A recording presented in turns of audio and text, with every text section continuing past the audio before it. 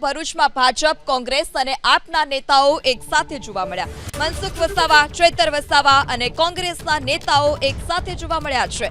ખાનગી કંપનીમાં હડતાળ પર ઉતરેલા કર્મચારીઓની તેઓએ મુલાકાત લીધી। પ્રશ્નના નિરાકરણની ખાતરીની જનપ્રતિનિધિઓએ ખાતરી આપી છે, તો હડતાળ પર ઉતરેલા જે કર્મચારીઓ છે તેમની મુલાકાત માટે તેઓ પહોંચ્યા હતા। ત્યારે ભરૂચમાં ભાજપ, કોંગ્રેસ અને આપના નેતાઓ કે જે એક જ સાથે એક જ રોડમાં જોવા મળ્યા। મનસુખ વસાવા, ચૈતર વસાવા અને કોંગ્રેસ નેતા એક સાથે જોવા મળ્યા છે। જે ખાનગી કંપનીમાં જે હડતાળ કર્મચારીઓ કરી રહ્યા છે, હડતાળ પર ઉતરેલા જે કર્મચારીઓ છે તેઓની શું માંગ છે તે તમામ મુદ્દે તેઓએ ચર્ચા કરી હતી અને તેઓની મુલાકાત લીધી હતી।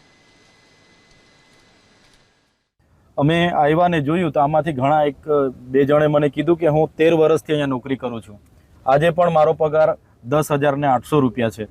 તો કંપનીમાં 13 થી 15 વર્ષ નોકરી કરનારા પણ ઘણા સાથીઓ છે।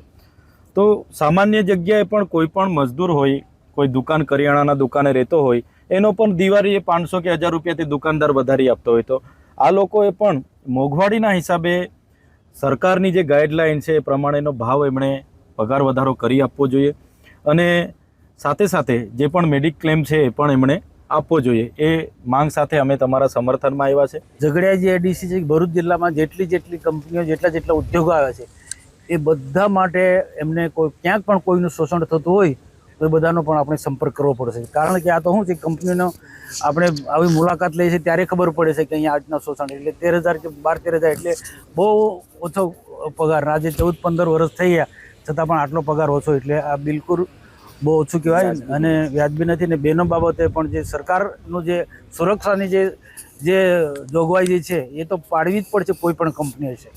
એટલે જરૂર જાણે તો આનું સંકલનમાં પણ આ પ્રશ્ન લઈ જઈશું